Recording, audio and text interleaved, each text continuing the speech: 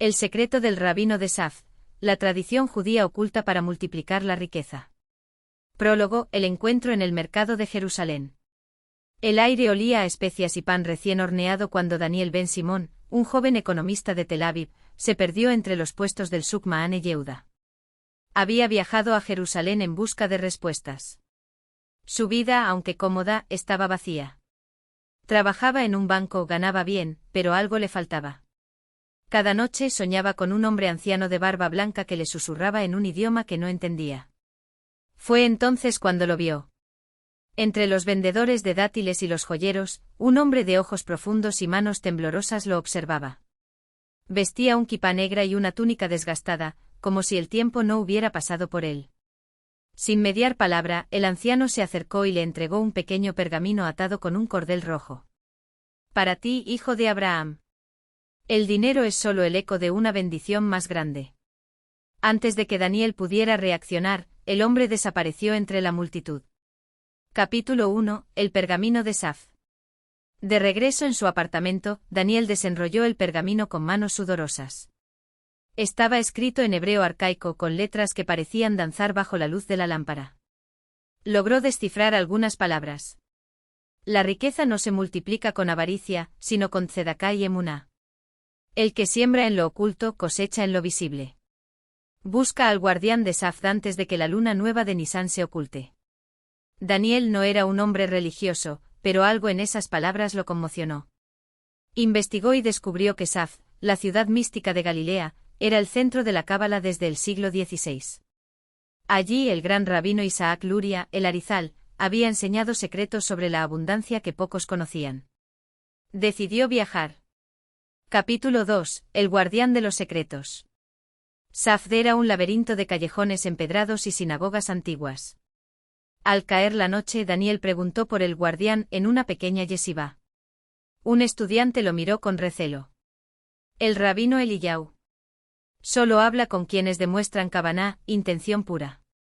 Daniel no sabía qué significaba, pero al día siguiente al amanecer, subió al monte Merón, donde según la leyenda, el Arizal había revelado los secretos del Zohar. Allí entre las tumbas de los sabios encontró al rabino Eliyahu, un hombre de más de 90 años, sentado bajo un olivo centenario. Llegaste tarde, pero no demasiado tarde, dijo el rabino sin mirarlo. El pergamino que tienes es uno de los Sodot HaOsher, los secretos de la riqueza, transmitidos por el Baal Shem Tov a sus discípulos. Pero no es para enriquecer el ego, sino para elevar el alma. Daniel, incrédulo, preguntó. ¿Y cómo se multiplica la riqueza entonces? El rabino sonrió. Primero, debes entender que el dinero es energía. Como el agua, si la retienes, se estanca, si la haces fluir, purifica y multiplica. Hay 3 pilares. Capítulo 3. Los 3 pilares del oro oculto. 1. Tzedaká, la ley del diezmo sagrado. Das para recibir. Pero no cualquier limosna, debe ser el 10% de tus ingresos en secreto, sin que tu izquierda sepa lo que hace tu derecha. Y debe darse con alegría, como si estuvieras sembrando semillas en un campo fértil. El rabino explicó que según la tradición judía, el maaser, diezmo, no es caridad, sino un intercambio cósmico. Dios no necesita tu dinero, pero tú necesitas recordar que todo viene de él. Cuando das, rompes la ilusión de que el dinero es tuyo. Daniel objetó. Pero si doy el 10%, ¿qué me queda para mí? El 90% restante estará bendecido. Prueba un mes y verás. 2. Emuná, la fe en la abundancia divina. El miedo a la pobreza atrae la pobreza. La confianza en que el Creador proveerá abre las compuertas del cielo. Repite cada mañana, el que alimenta a los cuervos, me alimentará a mí. Asterisco. El rabino le enseñó un versículo del Salmo 23. El Señor es mi pastor, nada me faltará. No es poesía, es física espiritual. La escasez es una ilusión. Cuando confías en la fuente. 3. Melajá, el trabajo como oración. No hay riqueza sin esfuerzo, pero el esfuerzo debe ser sagrado. El Baal Shem Tov decía que hasta barrer el suelo puede ser un acto de devoción si se hace con kavaná, intención pura. El rabino le dio un consejo práctico. Antes de empezar tu jornada laboral, di, que este trabajo sea para el sustento de mi familia y para reparar el mundo. Así tu salario no será solo dinero, sino brajá, bendición. Capítulo 4. La prueba del mercado. Daniel regresó a Tel Aviv decidido a seguir las enseñanzas. Durante un mes. Dio el 10% de su salario a una yeshivá para huérfanos, sin decirle a nadie. Repitió afirmaciones de abundancia cada mañana. Transformó su rutina laboral en un acto de gratitud. Al principio, no pasó nada. Pero en la tercera semana, recibió una llamada. Un cliente antiguo, al que había ayudado años atrás sin esperar nada, le ofreció una sociedad en un negocio de bienes raíces. El trato era tan favorable que parecía un milagro. Esto es coincidencia, se dijo. Pero el rabino Eliyahu, como si lo hubiera escuchado, le envió una carta. No hay coincidencias. Solo semillas que florecen cuando el suelo está preparado. Capítulo 5. El secreto final, el nombre de 42 letras. Una noche, mientras Daniel estudiaba el Zohar, encontró una referencia a un nombre divino de 42 letras, usado por los sabios para atraer abundancia. Intrigado, regresó a Saf. Ese nombre no es para pronunciarse, advirtió el rabino. Es para escribirlo en un pergamino y llevarlo contigo, como recordatorio de que la verdadera riqueza es la conexión con lo divino. Le entregó un pequeño clav pergamino con las letras sagradas y le instruyó. Guárdalo en tu billetera, pero nunca lo uses para avaricia. Si lo haces, la bendición se convertirá en maldición. Epílogo, la riqueza que no se mide en monedas. 5 años después, Daniel ya no trabajaba en el banco. Había fundado una empresa de microcréditos para familias pobres en Israel, aplicando los principios de Tzedaká y Emuná. Su patrimonio había crecido, pero lo más sorprendente era su paz interior. Una tarde, mientras caminaba por el Kotel, vio al anciano del mercado de Jerusalén. Esta vez no desapareció. Ahora entiendes, dijo el hombre. La riqueza no es lo que tienes, sino lo que fluye a través de ti. Daniel sonrió. ¿Y usted quién es? El anciano se alejó riéndose. Solo un mensajero. ¿Como tú? El secreto revelado para el lector. Si esta historia resuena contigo, aquí está la esencia del método judío para la abundancia. 1. Tzedaká, caridad sagrada, da el 10% de tus ingresos en secreto, sin esperar nada. 2. Emuná, fe, confía en que el universo es abundante. El miedo atrae escasez. 3. Melajá, trabajo consagrado, haz tu labor con intención de servir, no solo de ganar. 4. El nombre de 42 letras, opcional si encuentras un rabino cabalista, pide un clav con este nombre para llevarlo contigo como símbolo. Advertencia, esto no es magia. Es una ley espiritual. Si buscas solo dinero, no funcionará. Pero si buscas alinear tu vida con principios superiores, la abundancia llegará de formas que ni imaginas. El que honra el sekel lo honra a él. El que deshonra el sekel lo deshonra. Proverbio judío. La sombra del diezmo. Ariel Ben Simón cerró el libro de contabilidad con un suspiro. El café de su pequeño local en el barrio de Jaffa, el Jardín de los Cipos, había sobrevivido otro mes pero apenas. Las deudas con los proveedores se acumulaban como el polvo sobre los estantes de especias que su abuelo trajo de Marruecos décadas atrás. Esa misma tarde, mientras limpiaba las mesas de mármol desgastado, recordó las palabras del viejo rabino Leví, su vecino de la infancia: la abundancia no es lo que llenas, sino lo que vacías. Decidió probar. Sacó el sobre con los shekels que había separado ese día, exactamente el 10% de las ventas, y en lugar de guardarlos para el alquiler rasado, los envolvió en un paño de lino azul. Caminó hasta el muro de piedra detrás de la sinagoga abandonada, donde los necesitados dejaban billetes anónimos. Allí, entre grietas que olían a salitre, depositó su ofrenda. No firmó nada. No miró atrás. El primer espejismo. 3 días después, un hombre con un traje gris y maletín de cuero entró al café. Pidió un té de menta y se sentó en la mesa más alejada, donde la luz del atardecer dibujaba franjas doradas sobre el piso de baldosas rotas. Ariel lo observó de reojo mientras servía a otros clientes. El hombre no tocó su té. Solo esperaba. Al cerrar, Ariel encontró un sobre bajo la taza del extraño. Dentro un cheque a nombre de El Jardín de los Cipos por una cantidad que cubría sus deudas, y algo más. Pero no había nota, ni firma, ni explicación. Solo un versículo escrito a mano en hebreo: el que siembra en secreto cosecha luz. Eclesiastés 11:1. El corazón le latió con fuerza. ¿Era esto la abundancia prometida? Pero al depositar el cheque al día siguiente el banco lo rechazó: cuenta cancelada. Titular fallecido hace 6 meses. El pánico lo inundó. Había contado con ese dinero. Esa noche, mientras revisaba los libros otra vez, encontró algo extraño: el 10% que había dado en Tzedakah coincidía exactamente con la suma del cheque falso. Prueba, susurró una voz en su mente. ¿Confías o calculas? La melajá de las manos vacías. Ariel dejó de dormir. Cada shekel que entraba lo dividía en su cabeza: ¿pago el alquiler o doy el diezmo? Pero algo en él se había quebrado. Una mañana, mientras amasaba el pan de higo para el desayuno, sus manos temblaron. El horno se apagó. No había gas. Se sentó en el suelo, la espalda contra la pared, y lloró. No por el dinero, sino por la rabia de sentirse engañado. ¿Dónde está tu abundancia ahora, Rabino Leví?, gritó en silencio. Fue entonces cuando escuchó el golpe en la puerta trasera. Una mujer joven con un hijab azul deshilachado sostenía una bandeja de kaak, pan árabe recién horneado. El panadero de la calle Alomi dice que hoy no necesita estos. ¿Los quieres para tus clientes?, preguntó en un hebreo roto. Ariel asintió confundido.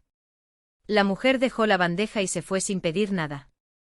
Los kaak eran perfectos, crujientes, con semillas de sésamo tostadas.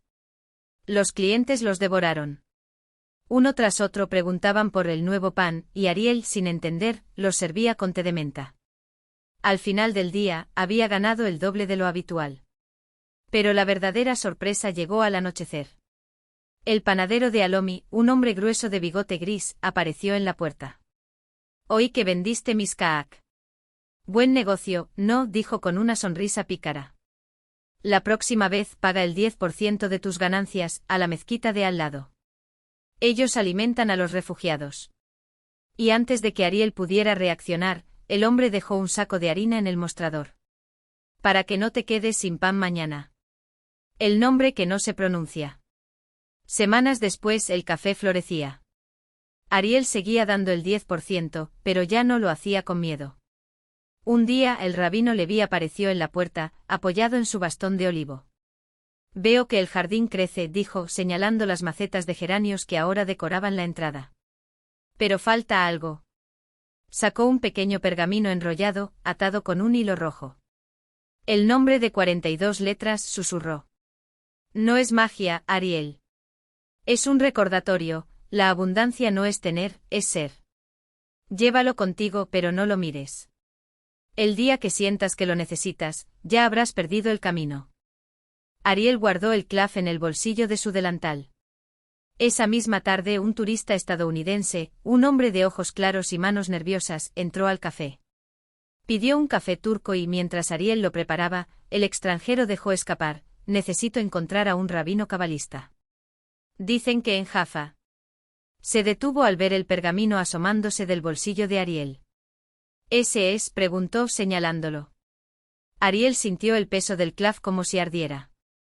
Recordó las palabras del rabino Leví. No es para ti, dijo secamente. Y si buscas magia, este no es tu lugar. El turista palideció. Pero yo, su voz tembló, mi hija está enferma. Los médicos no pueden ayudarla. Solo necesito. El café se quedó en silencio. Ariel miró sus manos, las mismas que habían temblando de miedo semanas atrás. Las mismas que ahora amasaban, servían, daban. Siéntate, dijo al fin. Tomaremos té. Y hablarás de tu hija. El shekel que honra. El turista se llamó Daniel. Su hija, Noah, sufría una enfermedad rara. Había gastado su fortuna en tratamientos y ahora, desesperado, buscaba respuestas donde la ciencia no llegaba. Ariel no tenía soluciones, pero escuchó. Y mientras Daniel hablaba, el café se llenó de una luz extraña, como si el sol de la tarde se filtrara a través de un vitral invisible. Al terminar, Ariel tomó el clav y lo colocó sobre la mesa. No te lo daré, dijo. Pero puedes llevarte esto. Sacó un sobre con shekels, el 10% de las ganancias del día, y lo deslizó hacia Daniel. Ve al hospital Saare Zedek. Busca al doctor Cohen. Dile que esto es para la investigación de la enfermedad de Noah. Y que un hombre en Jaffa cree en su trabajo. Daniel quiso protestar, pero Ariel ya se había alejado para atender a otros clientes. Antes de irse, el turista dejó algo sobre la mesa, un cheque. Ariel no lo miró hasta el final del día. Era por una cantidad que podría comprar el local entero, y estaba firmado por una fundación médica internacional. Pero esta vez no hubo tentación. Ariel rompió el cheque en pedazos y los quemó en el horno. Luego tomó el clav, lo besó y lo guardó en la caja fuerte, bajo los libros de contabilidad. Esa noche, mientras cerraba el café, el rabino Leví apareció de nuevo en la puerta. ¿Entiendes ahora?, preguntó. Ariel sonrió. Entiendo que el shekel no es mío. Nunca lo fue. El viejo rabino asintió. Entonces ya eres rico. Y bajo la luna llena sobre Jaffa, el café El Jardín de los Cipos brilló como un faro en la oscuridad, no por el oro que guardaba, sino por el que dejaba ir. El Jardín de los Cipos siguió abierto, pero algo había cambiado.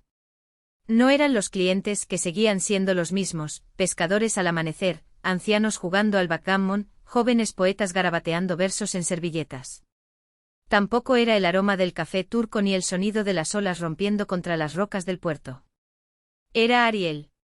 Ya no contaba las monedas con los dedos temblorosos, ni medía el azúcar con la precisión de un alquimista temeroso de perder el control. El clav seguía en la caja fuerte, pero ahora lo sacaba a veces, solo para recordarse de su peso. No el del pergamino, sino el de la decisión. Una tarde una mujer entró con un niño de la mano. El pequeño, de ojos demasiado grandes para su rostro demacrado, se sentó en una mesa cerca de la ventana. La madre pidió un té de manzanilla y un vaso de leche. Ariel los sirvió sin preguntar, pero cuando la mujer sacó la cartera, él negó con la cabeza. No hace falta. Ella lo miró con desconfianza, luego con alivio. No era limosna, era algo más antiguo que eso. El niño tomó la leche con ambas manos, como si temiera derramarla, y Ariel se quedó observando cómo la luz del atardecer se filtraba por el vaso, tiñéndolo de ámbar. Esa noche, mientras limpiaba las mesas, encontró un dibujo en una servilleta, un barco con velas de colores, firmado con una A torcida. Lo clavó en la pared junto a otros garabatos de clientes que, sin saberlo, habían dejado algo más que propinas. Pasaron los meses. El rabino Leví ya no aparecía con tanta frecuencia, pero cuando lo hacía, se sentaba en su mesa de siempre, pidiendo café negro y silencio. Una vez, Ariel le preguntó: ¿y si un día ya no puedo sostenerlo? El local, quiero decir. El rabino sopló el vapor de su taza. Entonces lo cierras. Pero no por el dinero. Ariel entendió. No se trataba de resistir, sino de soltar. Como el clav, como el cheque quemado, como las historias que los clientes dejaban entre las grietas de las mesas. Ese de madera. El invierno llegó con lluvias que azotaban los cristales. Una madrugada, Ariel despertó con un presentimiento. Corrió bajo la tormenta hasta el café y encontró la puerta entreabierta, el piso mojado. Alguien había entrado. La caja registradora estaba abierta, pero vacía, siempre lo estaba al cerrar. Revisó la caja fuerte, el clav seguía allí, intacto. Junto a él, sin embargo, había un sobre blanco. Dentro una nota con letra infantil: lo siento. Necesitaba dinero para la medicina de mi hermano. Pero no me atreví a tocar lo que es sagrado.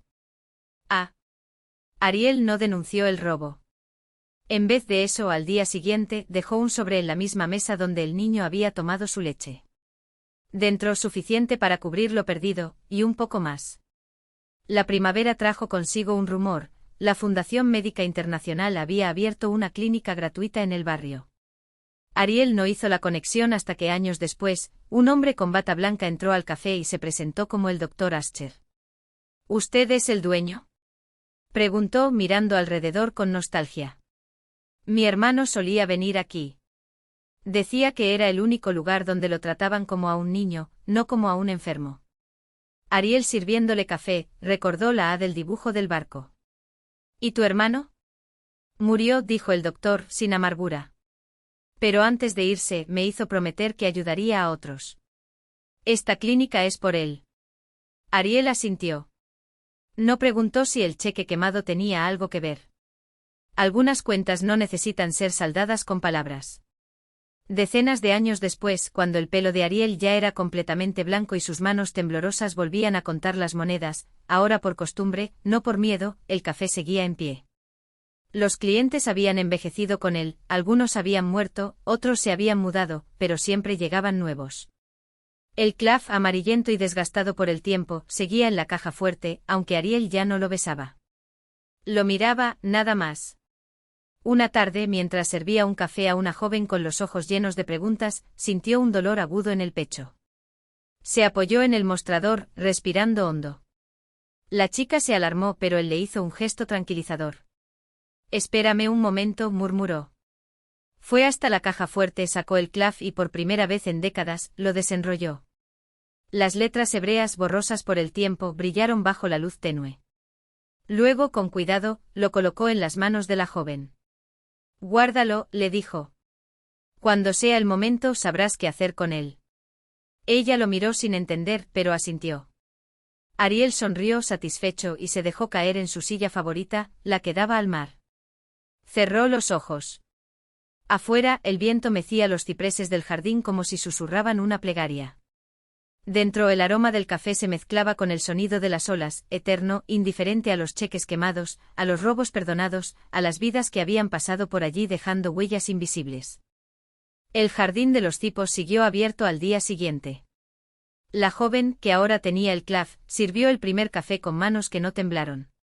Y así, sin fanfarrias ni discursos, la riqueza de Ariel, aquella que el rabino Leví le había prometido, siguió su curso como el mar, como el tiempo, dando y quitando, pero nunca realmente yéndose.